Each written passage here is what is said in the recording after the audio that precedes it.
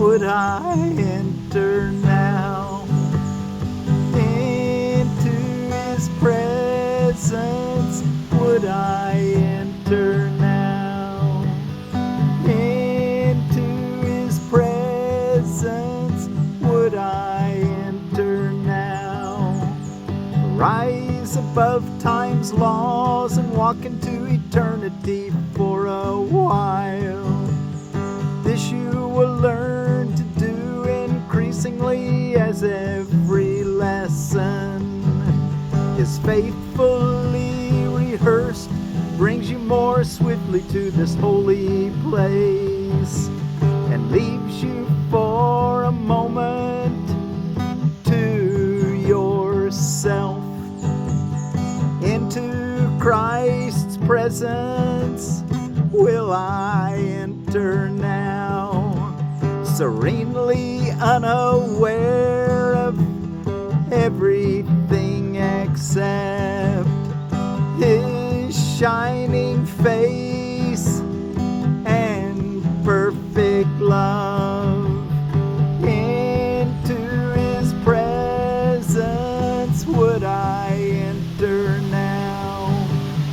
Into his presence would I enter now. Into his presence would I enter now.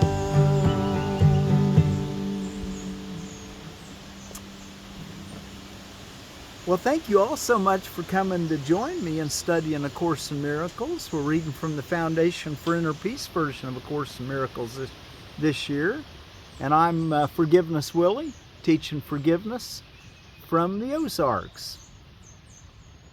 And we're ready for Lesson 157 for Friday, June the 6th of 2025. Into his presence would I enter now.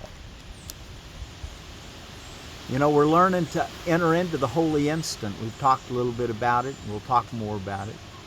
But that moment where you just let everything go and find yourself sitting at the feet of Christ, at the feet of God, at the Holy Spirit's altar, and everything else, your self-concepts, your feelings of and thoughts that you've been attacked or that you're vulnerable, that people are wrong or that you're wrong, all that leaves you.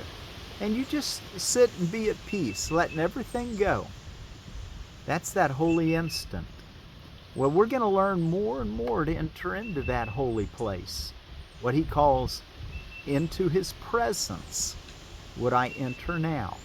And this is an important concept that we want to get really good at doing, because it'll help us on our way and give you peace that you knew not of. Into his presence would I enter now. This is a day of silence and of trust. It is a special time of promise in your calendar of days. It is a time heaven has set apart to shine upon and cast a timeless light upon this day when echoes of eternity are heard. This day is holy, for it ushers in a new experience, a different kind of feeling and awareness. You have spent long days and nights in celebrating death. Today we learn to feel the joy of life. When you can let everything go, quit celebrating death, you can experience your reality in the presence of God, which is joy. This is another crucial turning point in the curriculum. This is another crucial turning point in the curriculum. We add a new dimension now, a fresh experience that sheds a light on all that we have learned already and prepares us for what we have yet to learn. It brings us to the door where learning ceases, and we catch a glimpse of what lies past the highest reaches it can possibly attain. It leaves us here an instant, and we go beyond it, sure of our direction and our only goal. It leaves us here an instant, and we go beyond it, sure of our direction and our only goal. Today it will be given you to feel a touch of heaven. Though you will return to paths of learning, yet you have come far enough along the way to alter time sufficiently to rise above its laws and walk into eternity a while. This you will learn to do increasingly, as every lesson, faithfully rehearsed, brings you more swiftly to this holy place and leaves you, for a moment, to yourself. Now, what is this holy place he's referring to? Well, what is this? He says,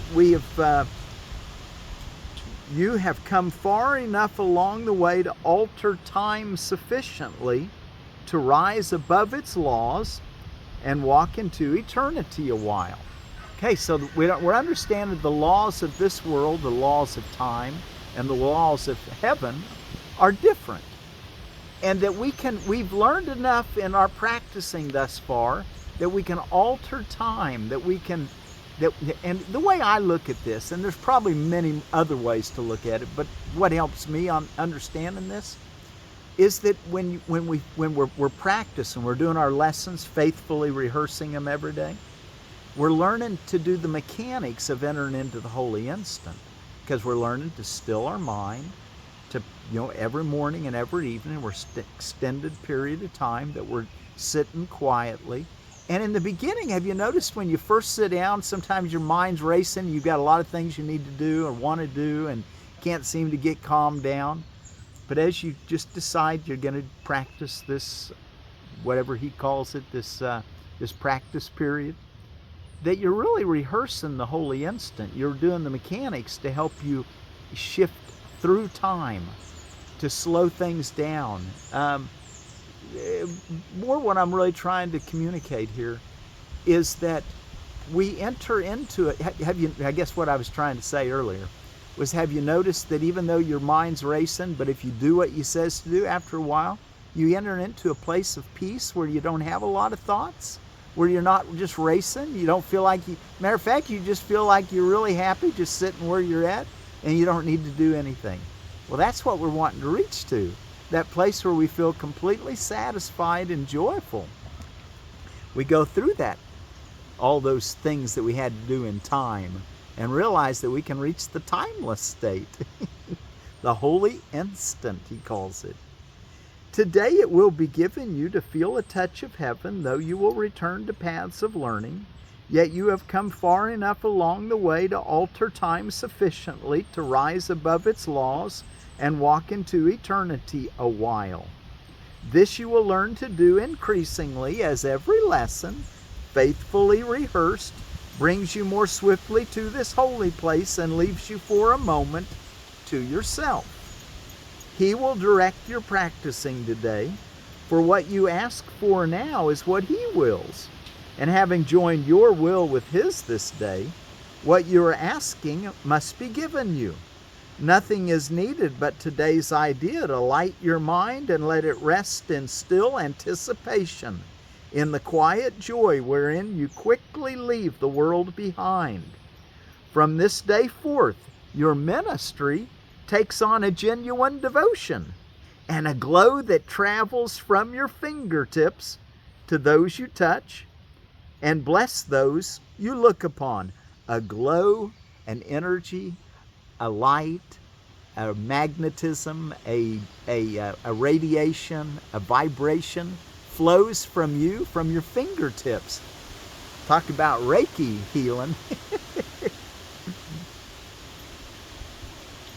From this day forth, your ministry takes on a genuine devotion, a glow that travels from your fingertips to those you touch and blesses those you look upon. A vision reaches everyone you meet and everyone you think of or who thinks of you. For your experience today will so transform your mind that it becomes the touchstone for the holy thoughts of God. Your body will be sanctified today, its only purpose being now to bring the vision of what you experience this day to light the world. We cannot give experience like this directly, yet it leaves a vision in our eyes which we can offer everyone, that he may come the sooner to the same experience in which the world is quietly forgot and heaven is remembered for a while.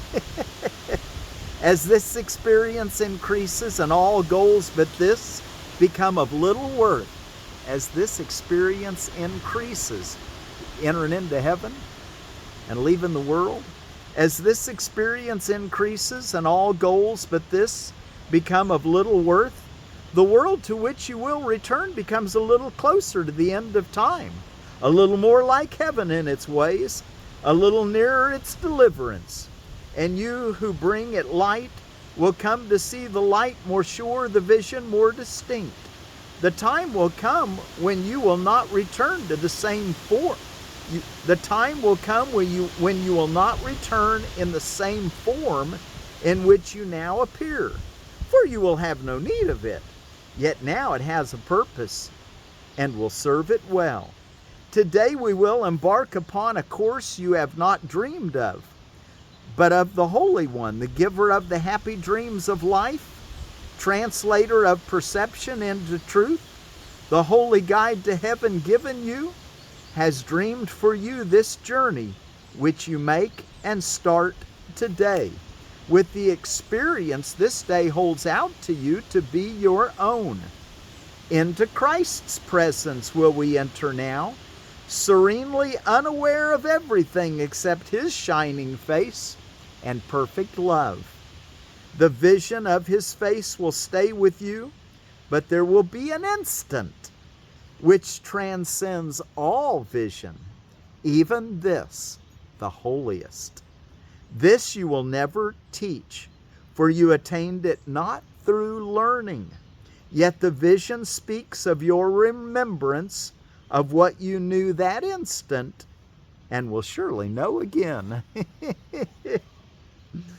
Okay, so we know what we're getting ready to learn, but we've seemed to temporarily forgot it. And you can't really teach anyone these things, but you can remove the blocks to the awareness of love's presence, so what you are can just shine forth from your eyes and your fingertips to everyone you think of or even thinks of you. Okay, let's go take a look in our text reading, and we're ready for the forgiven world. That's Roman numeral 2 in chapter 17, forgiveness and the holy relationship. Roman numeral 2, the forgiven world. Can you imagine how beautiful those you forgive will look to you? Can you imagine how beautiful those you forgive will look to you? In no fantasy have you ever seen anything so lovely. Nothing you see here sleeping or waking comes near to such loveliness, and nothing will you value like unto this, nor hold so dear. Nothing that you remember that made your heart sing with joy has ever brought you even a little part of the happiness this sight will bring you. For you will see the Son of God. You will behold the beauty the Holy Spirit loves to look upon, and which he thanks the Father for. He was created to see this for you, until you learn to see it for yourself. And all his teaching leads to seeing it and giving thanks with him. Into his presence would I enter now. That's what we want to learn to enter more and more. In this place where our heart will sing with joy. Nothing that you remember that made your heart sing with joy has ever brought you even a little part of the happiness this sight will bring you. Into his presence would I enter now. Paragraph 2, this loveliness is not a fantasy. It is the real world, bright and clean and new, with everything sparkling under the open sun. Nothing is hidden here, for everything has been forgiven, and there are no fantasies to hide the truth. The bridge between that world and this is so little and so easy to cross that you could not believe it is the meeting place of worlds so different. Yet this little bridge is the strongest thing that touches on this world at all. This little step, so small it has escaped your notice, is a stride through time into eternity, beyond all ugliness into beauty that will enchant you and will never cease to cause you wonderment at its perfection. Paragraph 3. This step, the smallest ever taken, is still the greatest accomplishment of all in God's plan of atonement. And you might think, into His presence would I enter now? This step into His presence, the smallest ever taken, is still the greatest accomplishment of all in God's plan of atonement or at one-ment. All else is learned, but this is given, complete and wholly perfect. No one but Him who planned salvation could complete it thus. The real world, in its loveliness, you learn to reach. Fantasies are all undone, and no one and nothing remains still bound by them, and by your own forgiveness you are free to see. Yet what you see is only what you made, with the blessing of your forgiveness on it. And with this final blessing of God's Son upon Himself, the real perception, born of the new perspective He has learned, has served its purpose. 4. The stars will disappear in light, and the sun that opened up the world to beauty will vanish. Perception will be meaningless when it has been perfected, for everything that has been used for learning will have no function. Nothing will ever change, no shifts, nor shadings, no differences, no variations that made perception possible will still occur. The perception of the real world will be so short that you will barely have time to thank God for it. Isn't that beautiful? Nothing will ever change, no shifts, nor shadings, no differences, no variations that made perception possible will still occur.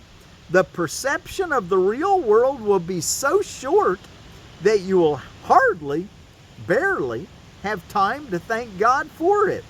For God will take the last step swiftly when you have reached the real world and have been made ready for Him. Enter into that holy instant. You do your part and He'll do His. That bridge. Paragraph 5. The real world is attained simply by the complete forgiveness of the old, the world you see without forgiveness. The real world is attained simply by the complete forgiveness of the old, the world you see without forgiveness, the world of guilt and pain and judgment. That we're going to let all that go so we can see the real world. Into His presence would we enter now. The great transformer of perception will undertake with you the careful searching of the mind that made this world and uncover to you the seeming reasons for you making it.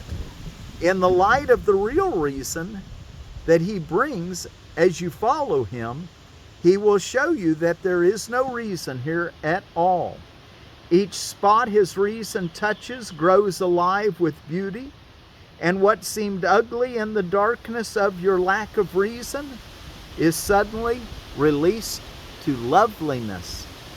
Not even what the Son of God made in insanity could be without a hidden spark of beauty that gentleness would release.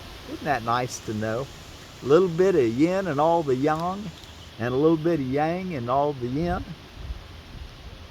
How's it say it, that last sentence we just read? Let me read it again. Not even what the Son of God made in insanity could be without a hidden spark of beauty that gentleness could release.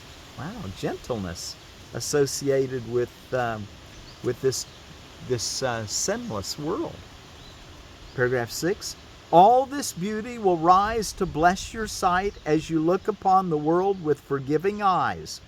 For forgiveness literally transforms vision and lets you see the real world reaching quietly and gently across chaos, removing all illusions that had twisted your perception and fixed it on the past. The smallest leaf becomes a thing of wonder, and a blade of grass, a sign of God's perfection. 7. From the forgiven world, the Son of God is lifted easily into his home, and there he knows that he has always rested there in peace. Even salvation will become a dream and vanish from his mind, for salvation is the end of dreams, and with the closing of the dream will have no meaning. For salvation is the end of dreams, and with the closing of the dream will have no meaning. Who awake in heaven could dream that there could ever be need of salvation?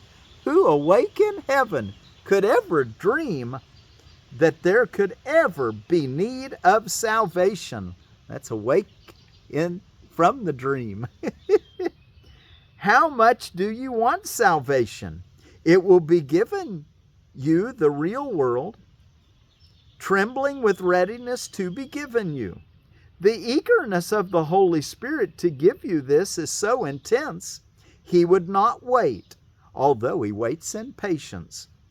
Meet his patience with your impatience at delay in meeting him. The one place that you can really use impatience advantageously is in this way. The eagerness of the Holy Spirit to give you this is so intense he would not wait, although he waits in patience. Meet his patience with your impatience at delay in meeting him. Go out in gladness to meet with your Redeemer and walk with him in trust out of this world and into the real world of beauty and forgiveness. Okay, wow. Into his presence would I enter now. Okay, let's see. What's holidays and observances are going on around the world today? It's still the Hajj pilgrimage from the 4th until the 9th. With your Islamic people are going to Mecca, the Dome of the Rock. Let's see. It's also, and I'm not sure which day, if it's the last day of the festival, but the Eid al-Adha, the festival of sacrifice. And then also it's Hug an Atheist, an Atheist Pride Day. We need to love everyone. And you know, I'm convinced that you can make your way to God even being an atheist. I think you'll soon learn that there is a God. But you know what? If you're calling God an anthropomorphic being, well, then you're probably right to say, I'm an atheist. I don't believe in an anthropomorphic God. But if you're saying all that is God, you might, it's almost like God doesn't exist when everything is God. So, it depends on what a person means by being an atheist. But anyway, it's Atheist Pride Day and Hug an Atheist Day. Drive-in movie day, eyewear day. Be sure to wear eye protection when you're grinding or working with things that could hurt your eyes. Hunger Awareness Day. Also, Gardening Exercise Day. My friend Roy Bradford, he's crossed on now. He's part of the great cloud of witnesses. But he used to say, you know what the best exercise is, Will? He said gardening. Anyway, it also takes care of your hunger. Hunger Awareness Day, Gardening Exercise Day, Higher Education Day. Well, I think that's what we're studying. Maybe the highest education. Not that there's not other paths that can also reach the same highness, but A Course in Miracles is certainly a higher education pathway. So thank you for joining me. Yo-Yo Day might be a good day to get a yo-yo for a kid or for yourself. Russian Language Day. Do we remember the Russian language, the word for peace? I like for us all to at least know the word for peace in as many languages as possible. And we should know this one already. We've studied it. It's the same as the space station, the peace space station. Mir. The mir. Mir be with you. In Russian, mir, M-I-R. And YMCA Day. And then out of edible landscaping, we've got another strawberry I want to talk about, and this is the Alexandra Alpine red strawberry. Alexandra is an alpine strawberry with deep red fruit, an ever-bearing plant that sets fruit buds when temperatures at night are below 50 degrees Fahrenheit. So it won't be a day neutral, and it'll just produce in the spring and the fall when the days are cool at night.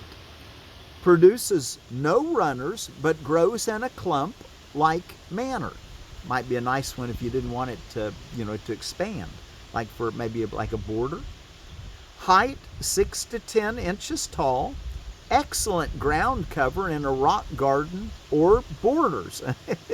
Native to the Scandinavian forests of Europe. Fruits are soft, flavorful, and gourmet. Zones 3 through 7. Space 1 foot apart. 1 foot circles, it says. And then our word for peace is going to be from the Batak people of the northern highlands of Sumatra. They're in Indonesia, the big island of Sumatra. And the word, and they hover around mainly, and they are from the Lake Toba region, the Batak people, which is in the northern part of Sumatra. And anyway, Lake Toba. And their word is Pardamean. I wonder if there's lots of words like peace and I apologize, or I beg your pardon. I always kind of wonder if there's a connection linguistically back in the past. Anyway, Pardamean. Would you please pardon me? I want to be at peace, and I want you to be at peace. Pardamean. Okay, into his presence would I enter now. Be sure to do your 2 longer practice periods and your hourly remembrance, thanksgiving, and asking for guidance as you say, into his presence would I enter now. Into his presence would I enter now. Rise above time's laws and walk into eternity a while. This you will learn to do increasingly as every lesson is faithfully rehearsed, brings you more swiftly to this holy place, and leaves you for a moment to yourself. Into Christ's presence will I enter now, serenely unaware of everything except His shining face and perfect love, serenely unaware of everything except His shining face and perfect love. Into His presence would I enter now. Into His presence would I enter now. Into His presence would I enter now.